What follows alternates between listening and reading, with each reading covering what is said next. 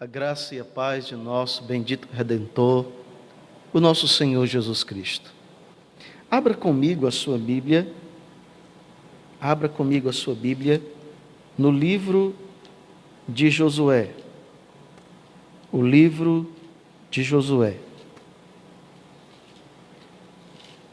Um dos primeiros livros históricos.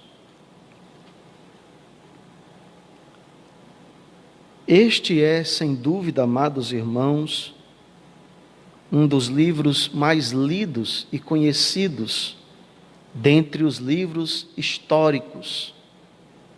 Entre os 17 livros históricos do Antigo Testamento, este, sem dúvida alguma, é um dos mais conhecidos, é um dos mais lidos.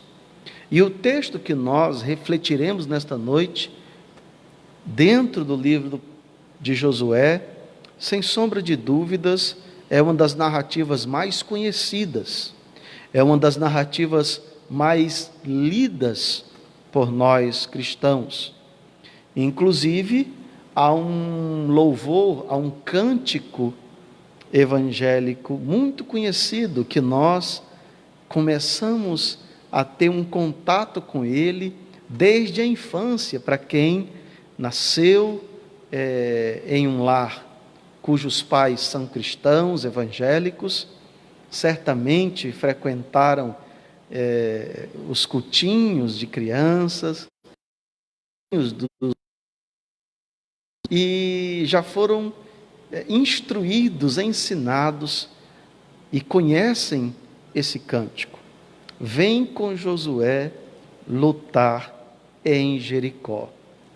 Essa é a proposta da nossa reflexão nesta noite. Quero também ressaltar a importância de você ter a sua Bíblia em mãos, abri-la no texto que nós exporemos, pregaremos, refletiremos nessa noite. Eu não quero ler todo o capítulo, porque isso tomaria um tempo demasiado, e o tempo urge. É importante que nós façamos aqui, ou tenhamos aqui o poder da síntese, para não fadigar você. Então, sente no seu sofá, na sua poltrona, chame sua família e nos acompanhe nessa noite em nome de Jesus. Leiamos apenas algumas porções do texto. Eu gostaria de convidá-lo, portanto, a lermos os versos primeiros do capítulo 6, o verso 1 ao verso 5. O verso 1 ao verso 5. Diz assim a Escritura Sagrada: Ora, Jericó estava rigorosamente fechada por causa dos filhos de Israel. Ninguém saía nem entrava. Então disse o Senhor a Josué: Olha, entreguei na tua mão Jericó, o seu rei e os seus valentes. Vós, pois, todos os homens de guerra, rodeareis a cidade, cercando-a uma vez, assim fareis por 6 dias. 7 sacerdotes levarão 7 trombetas de chifre de carneiro adiante da arca.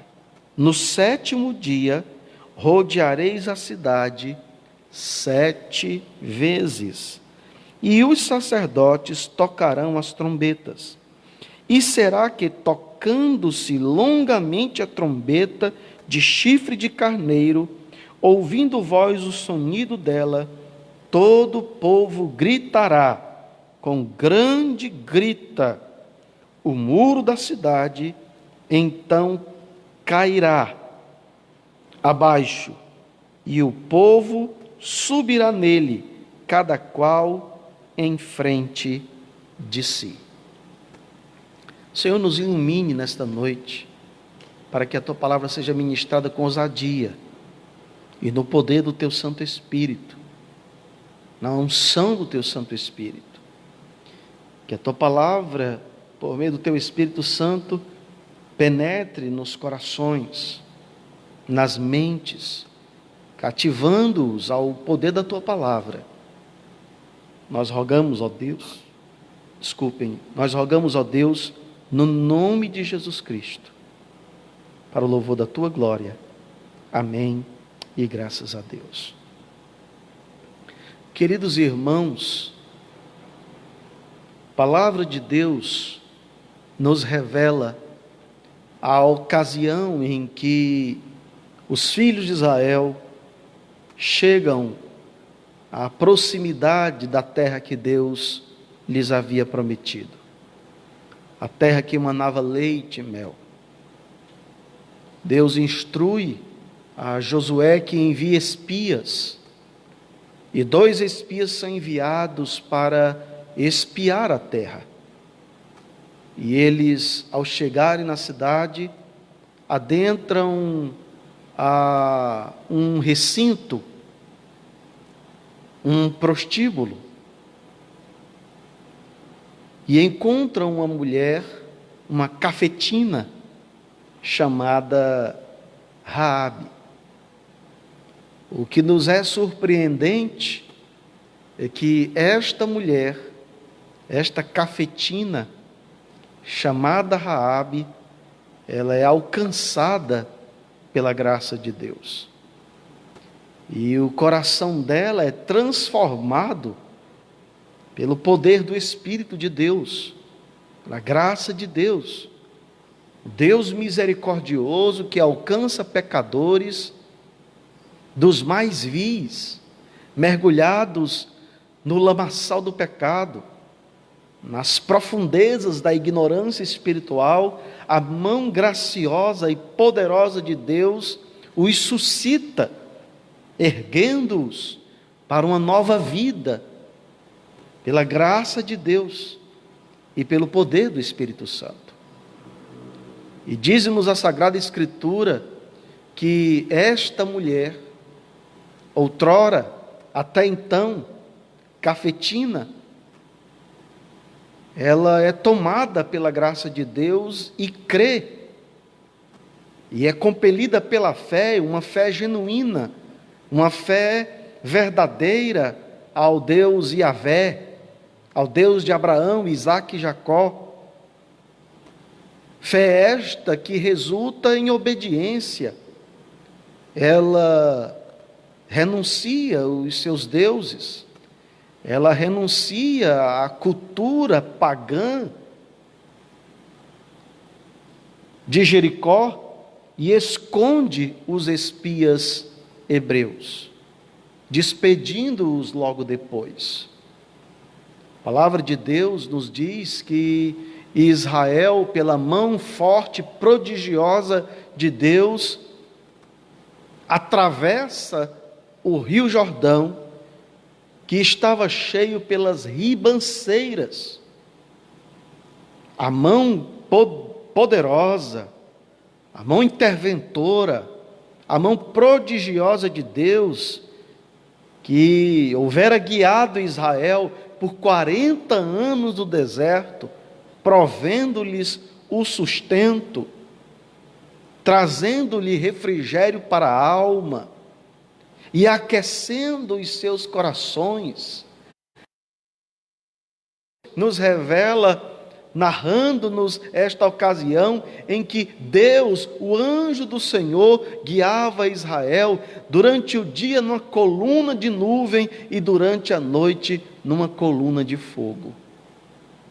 Este mesmo Senhor agora está prodigiosamente interrompendo o curso das águas do Rio Jordão e fazendo com que o seu povo, a sua propriedade exclusiva, aqueles que ele amou, passassem pelo Rio Jordão a pés enxutos. A palavra de Deus nos diz, ainda no livro de Josué, que Deus então instrui a Josué que preparasse o povo, que santificasse o povo. Eles celebram a Páscoa. E então, pela última vez, eles experimentam o maná que durante 40 anos caiu dos céus para alimentá-los. Pela primeira vez, eles comem do fruto da terra, provam do fruto da terra, a terra que Deus houvera prometido a eles, a descendência de Abraão, Isaque e Jacó.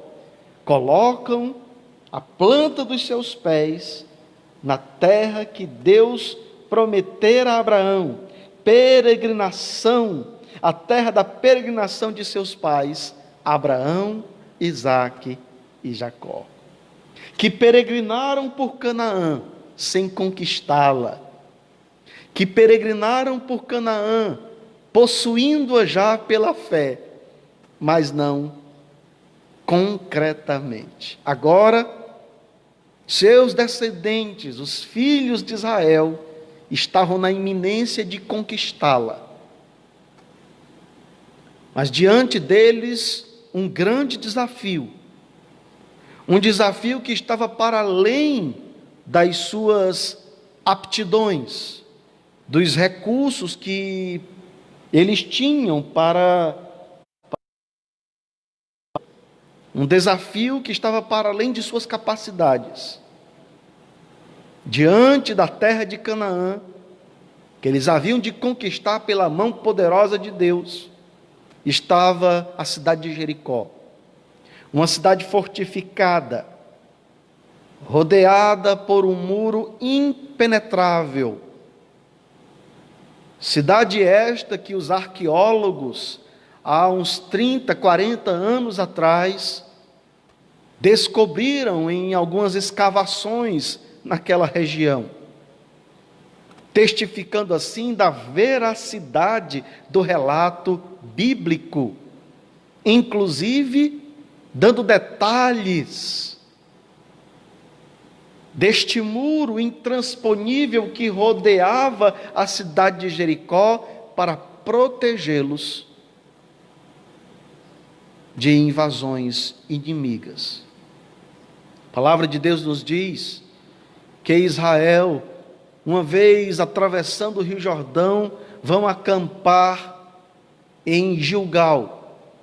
E dizem-nos alguns estudiosos que de Gilgal para Jericó havia cerca de 3 a 4 quilômetros de distância. Então, eles acampam em Gilgal, observam de muito distante a cidade de Jericó, a qual eles deveriam conquistá-la, embora não tivessem recursos, e preparam-se no decorrer de 3 dias. E neste acampamento, diz-nos a palavra de Deus, que visitou a Josué um guerreiro que não era um simples soldado. Ele se apresenta como príncipe dos exércitos do Senhor, o príncipe dos exércitos celestiais. E nós já estamos cônscios de que este homem que se revela a Josué era o próprio Logos pré-encarnado, era o próprio Deus Filho pré-encarnado, naquilo que nós chamamos de cristofania, das manifestações do Verbo de Deus, do Logos de Deus, do Filho de Deus, pré-encarnado no Antigo Testamento. Ele se revela a Josué como o príncipe dos exércitos celestiais, como um guerreiro, com uma espada desembainhada, que está pronto para pelejar pelo seu povo, que está pronto para vencer as batalhas em favor do seu povo. E que alegria, amados irmãos, deve permear o nosso coração ao sabermos que o Deus guerreiro peleja pela sua igreja, que Ele está em nossa frente e que nós marchamos seguindo Ele, que não perde uma batalha, Ele que não perde uma peleja, este Deus guerreiro que ama a sua igreja e que a faz vitoriosa para o louvor da sua glória.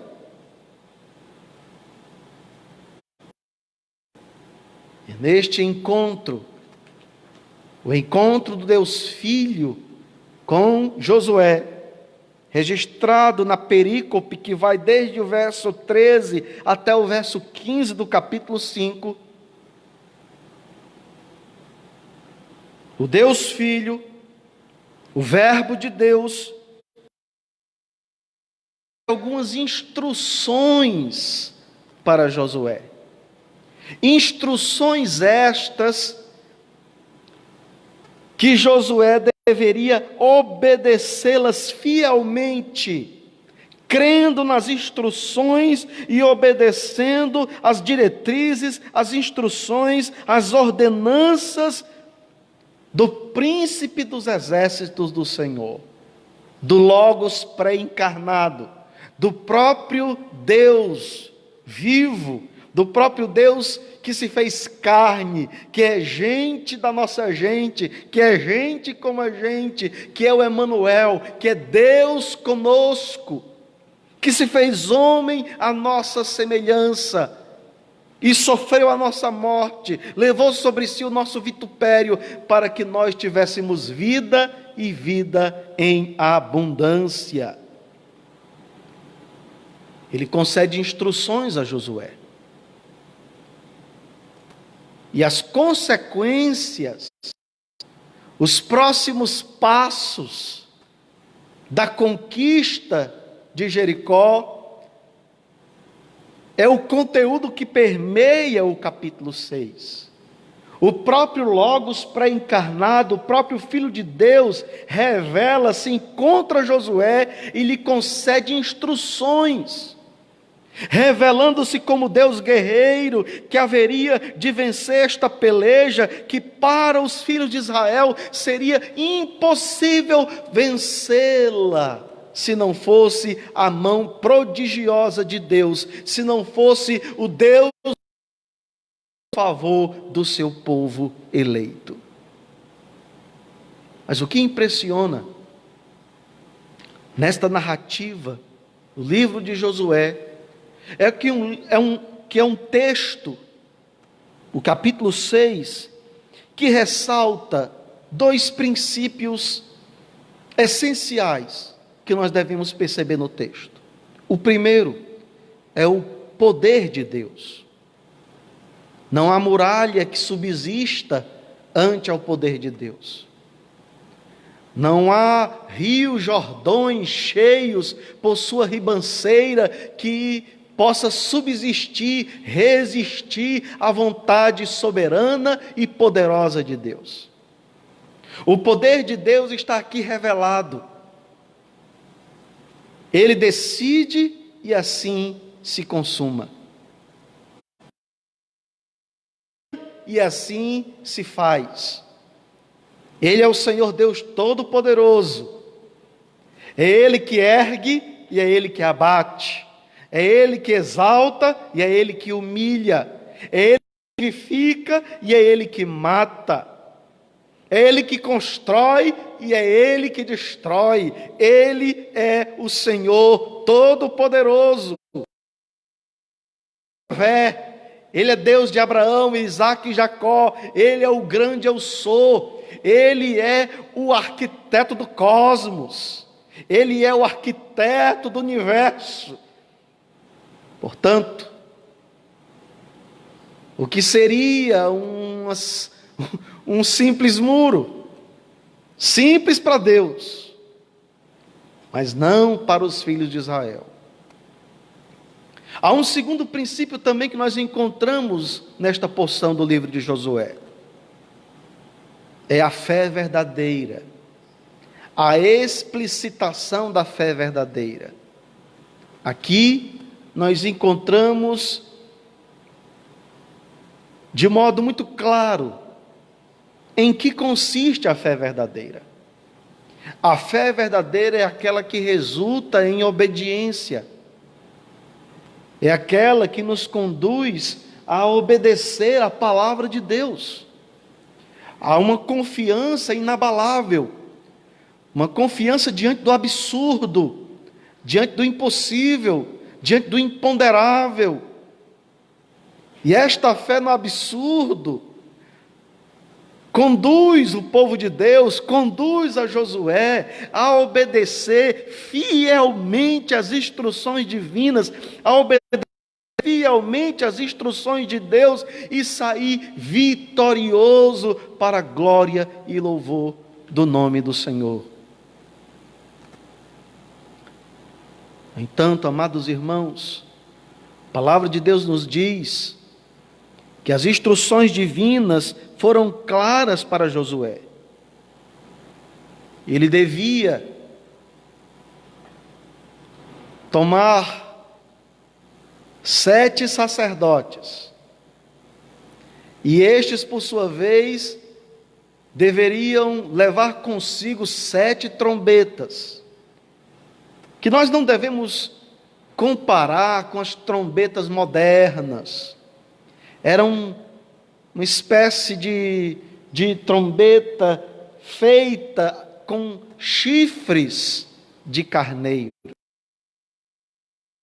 E estes, por sua vez, que haveriam de levar essas 7, diante deles, homens armados, na sua retaguarda,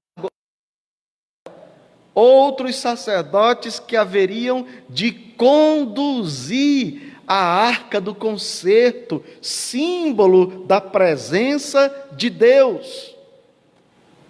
E logo atrás destes homens que haveriam de conduzir a arca do concerto, o povo deveria segui-los. Nós devemos, irmãos, imaginar como Josué recebeu estas instruções. Ele deveria, por 6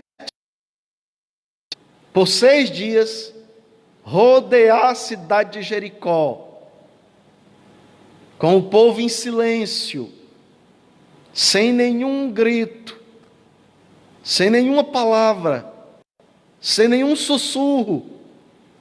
Mas eles deveriam rodear a cidade de Jericó a uma certa distância, para se protegerem dos soldados inimigos que certamente estavam na muralha, municiados com arcos e flechas.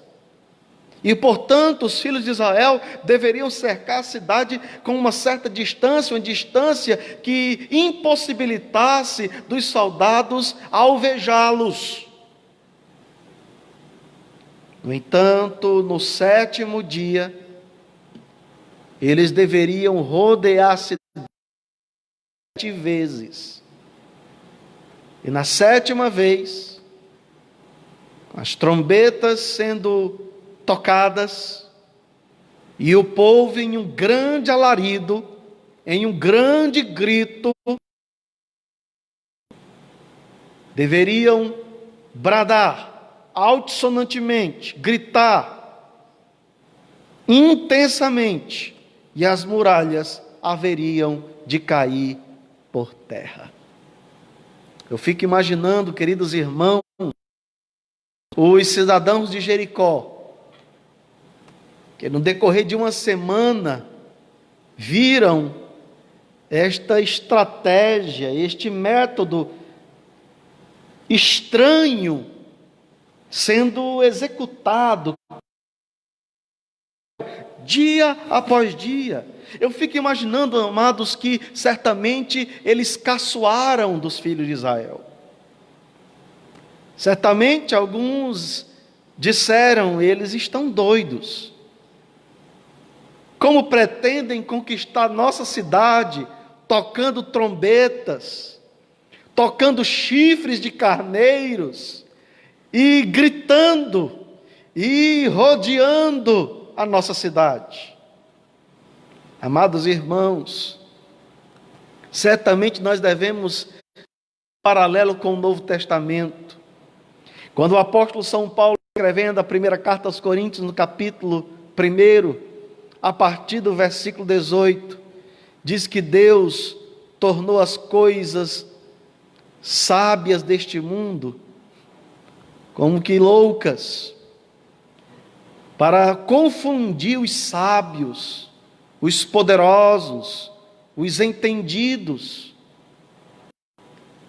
Mas certamente, amados, aqueles que creem em Cristo Jesus e lhe são obedientes, confiam firmemente, fielmente na palavra de Deus. Embora isso pareça loucura, lembremos-nos da cruz. O apóstolo Paulo chega a afirmar-nos que a cruz é loucura para os que se perdem, mas para os que creem é poder de Deus e sabedoria de Deus. É poder de Deus, amados, porque na cruz, na ignomínia da cruz, na maldição da cruz, Deus estava removendo de sobre os nossos ombros o peso do pecado. Deus estava nos justificando, nós que estávamos imergidos em condenação atroz. Nós que estávamos acorrentados por correntes de morte, na cruz do Calvário, fomos libertados pelo poder do sangue carmesim de nosso Senhor Jesus Cristo, aspergido na cruz do Calvário, em nosso favor, e para a nossa redenção, e para a nossa salvação. A cruz é loucura. Por isso que São Paulo diz ainda, no texto lá da primeira carta aos Coríntios, capítulo 1, a partir do versículo 18, que a cruz é uma loucura para os gregos, para a filosofia, para a lógica, para a razão grega.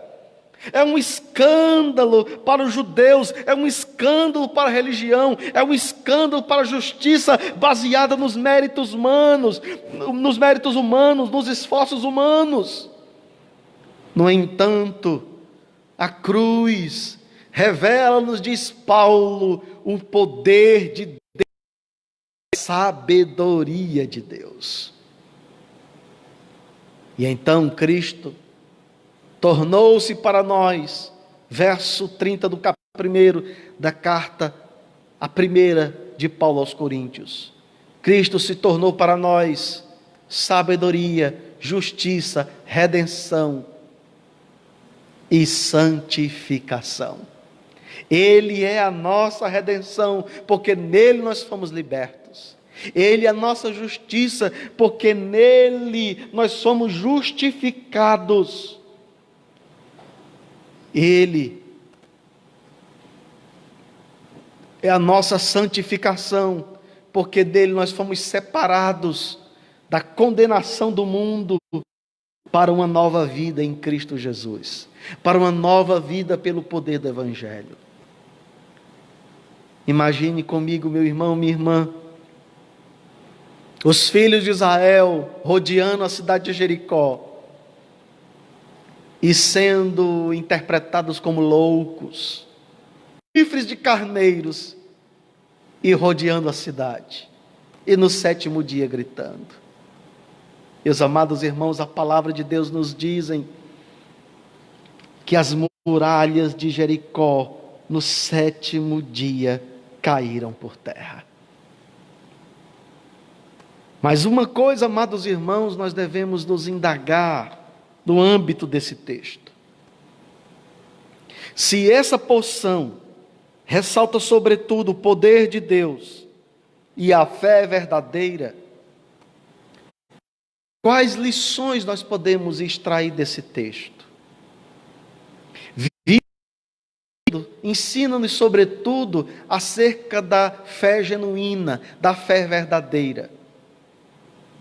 O autor de Hebreus, no capítulo 11, versículo 30, ele nos diz: pela fé, as muralhas de Jericó caíram por terra. Foi pela fé que as muralhas de Jericó caíram por terra. A fé, não como produto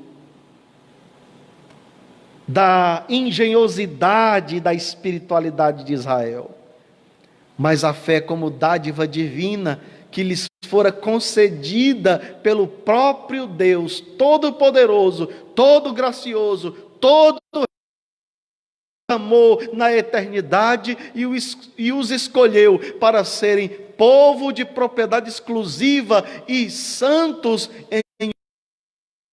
pelo pecado. Há 4 lições, portanto, que eu gostaria de compartilhar com vocês nesta noite. A primeira delas é que pela fé nós acolhemos as promessas de Deus. Irmãos, à semelhança dos filhos de Israel, nós marchamos rumo à terra prometida. Nós marchamos rumo a Canaã celestial, compelidos pela fé em Cristo Jesus. Compelidos pela fé nas promessas de nosso Senhor Jesus Cristo. Promessas dadas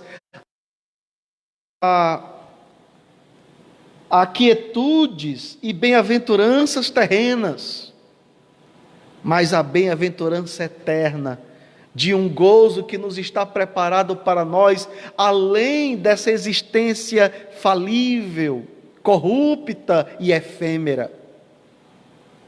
Uma glória indizível, uma glória inacessível, uma glória incorruptível, que a nós está preparada e será consumada quando Cristo Jesus romper as nuvens dos céus e aparecer em todo o poder e em toda glória para vir resgatar a sua igreja, glorificar a sua igreja e consumar o seu reino para toda a eternidade, onde a sua noiva reinará juntamente com o noivo celeste Jesus Cristo, de eternidade em eternidade, e onde ele haverá de consumar o seu juízo, onde cada consciência humana haverá de comparecer diante do Deus Todo-Poderoso,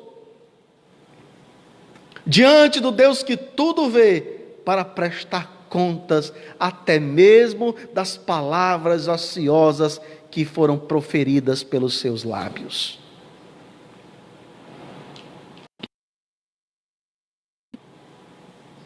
Israel agora estava na iminência de conquistar a terra prometida. Já é o 7º dia, e eles estão na 7ª volta. As trombetas tocam, o povo grita, há alarido. Eu penso, amados irmãos, que havia 2 objetivos para essa postura de Israel: tocar a trombeta e gritar. Primeiro, a trombeta era para comunicar, despertar o povo de que a vitória era iminente, a batalha era iminente, os muros haveriam de ruir, e eles haveriam de adentrar a cidade e conquistá-la, em nome do Senhor, porque o próprio Deus já havia concedido Jericó para o seu povo, e a vitória era certa, a vitória era iminente, em o nome de nosso Senhor e Salvador Jesus Cristo. O grito, penso eu, tinha uma função psicológica: provocar temor nos corações do cidadão de Jericó.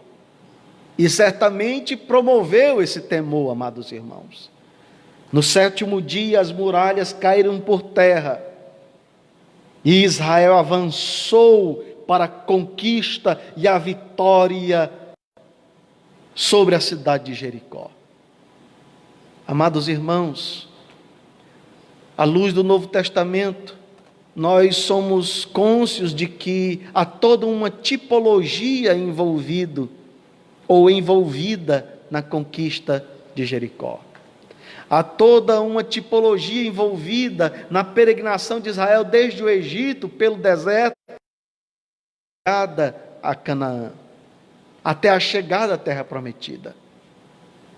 Isso significa, irmãos, que semelhantemente nós somos arrancados, somos libertados da escravidão, do pecado, somos conduzidos prodigiosamente por Deus no decorrer da nossa existência, na jornada cristã, até a conquista, a bem-aventurada posse da terra prometida, da Canaã celestial, onde haverá certamente gozo infindo para aqueles que nele, para aqueles que lhe seguem, para aqueles que lhe obedecem, para aqueles que o amam, para aqueles que vivem para ele, por meio dele e para a glória dele.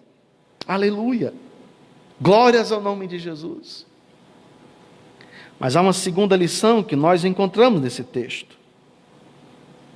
A segunda lição é que pela fé nós obedecemos a Deus.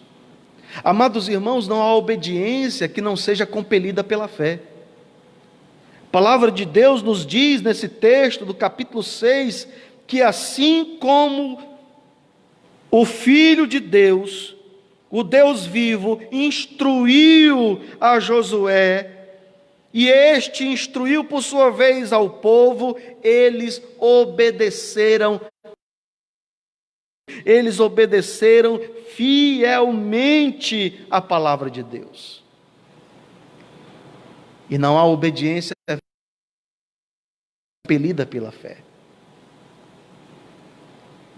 A incredulidade conduz à desobediência, mas a fé nos conduz à obediência.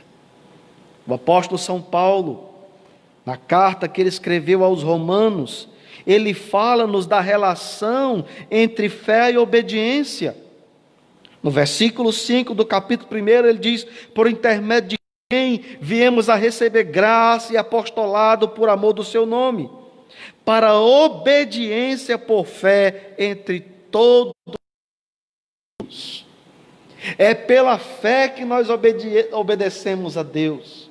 A obediência é pela fé. Não há como obedecermos os mandamentos se não formos constrangidos, compelidos por uma fé genuína, por uma fé salvífica, por uma fé que transcende a superficialidade, as crendices superficiais, uma fé que está arraigada nas promessas de nosso Senhor Jesus Cristo, uma fé que está arraigada na palavra de Deus, uma fé que está arraigada na consciência imaculada de que agora em Cristo eu sou nova criatura, transformado pelo poder do Evangelho.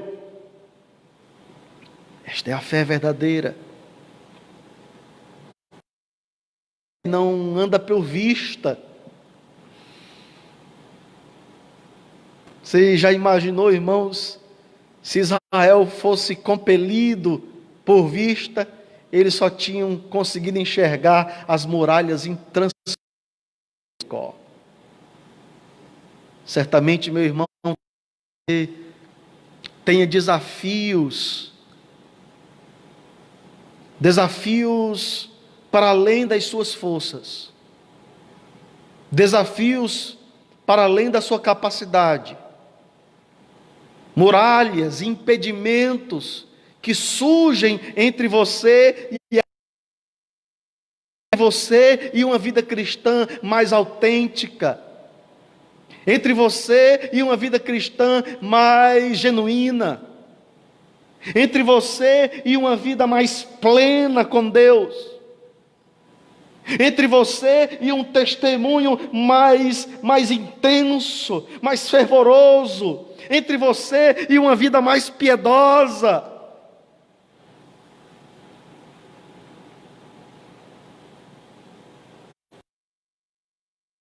Eu não andava por vista, Israel andava pela fé. Israel marchou pela fé. Israel rodeou a cidade de Jericó pela fé. Josué rodeou a cidade de Jericó pela fé. Ah, meus queridos irmãos, queridas irmãs, não há muralhas, não há impedimento diante de você que o Senhor não possa derrubar, que o Senhor não possa ruir, destruir, lançá-la por terra, para que você tenha uma vida mais poderosa, mais fervorosa, mais plena em comunhão com Deus e no Evangelho de nosso Senhor Jesus Cristo. Mais santidade, mais devoção, mais entrega, mais renúncia, mais vitórias, que não são aquelas que nós podemos contá-las, quantificá-las, mas que nós podemos vivê-las, experimentá-las e exalá-las como um perfume suave do Evangelho que nos transformou, que nos tomou de tal forma que agora não vivo mais, Cristo vive em mim para o louvor da sua glória.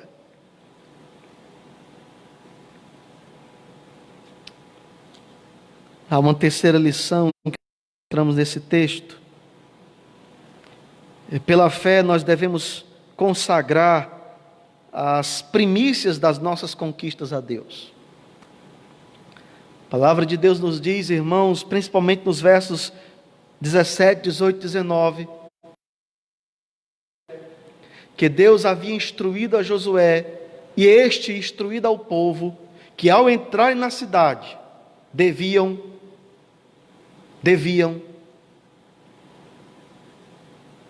lembrar de duas orientações divinas. Primeira, Raabe e toda a sua casa, toda a sua família da cidade de Jericó. Nos textos anteriores, no capítulo 2,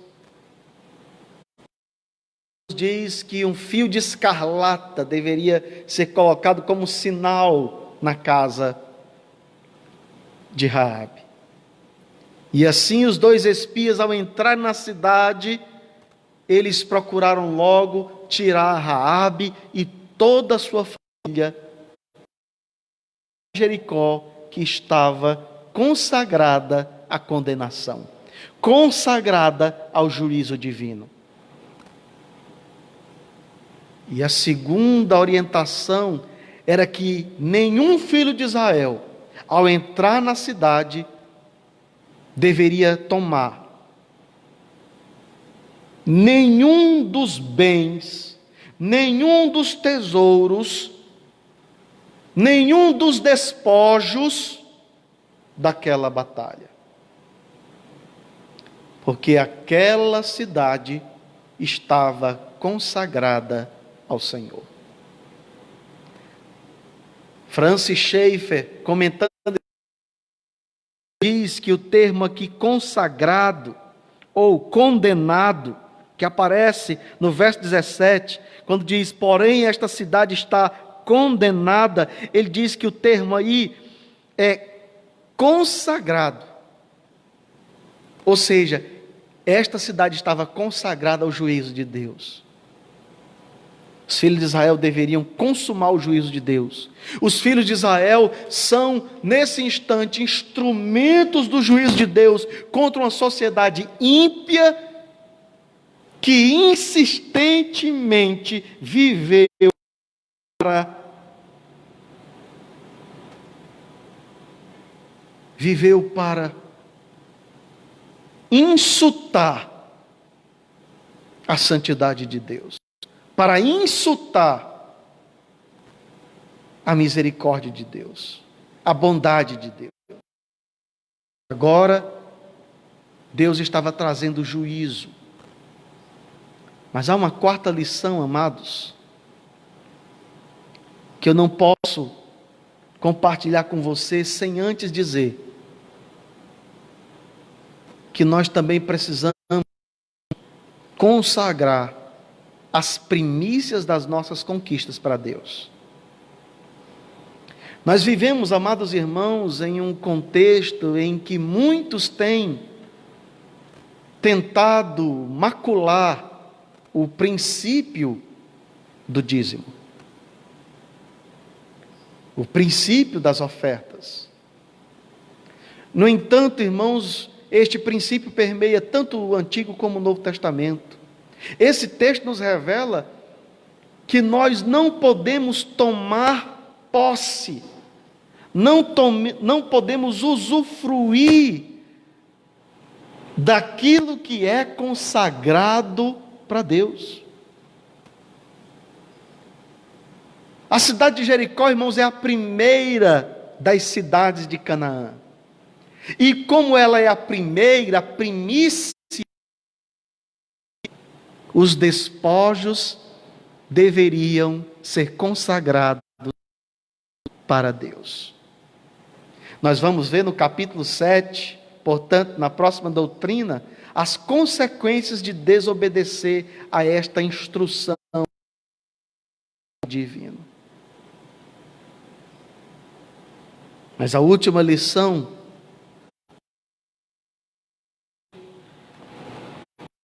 que nós alcançamos misericórdia em meio ao juízo divino no Senhor. E enquanto o juízo de Deus era derramado sobre a cidade de Jericó, Raabe e sua família foram salvos. Raabe e sua família foram alcançadas pela misericórdia de Deus. Amados, isto é alentador, porque nós vivemos em um mundo contaminado pelo pecado, em um mundo que está sob o juízo de Deus.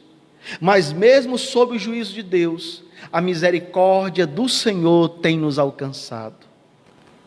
E quantas Raabes, homens e mulheres, imergidos no pecado, alienados de Deus, que têm sido alcançados pelo poder do Evangelho, que têm sido alcançados pela misericórdia de nosso Senhor Jesus, que têm sido tomados graciosamente pelas mãos amorosas de Cristo e tirados do lugar de juízo, tirados do juízo que tem origem no próprio Deus, para desfrutar da misericórdia que também tem origem no próprio Deus. Juízo e misericórdia, ambos vêm de Deus. E ambos glorificam a Deus. Porque Deus não é injusto ao julgar o homem e ao puni-lo pelos seus pecados. Nem é injusto quando Ele, na sua infinita graça e soberanamente, alcança pecadores e arranca-os do poder do pecado para uma nova vida em Cristo Jesus. Que Deus muito vos abençoe.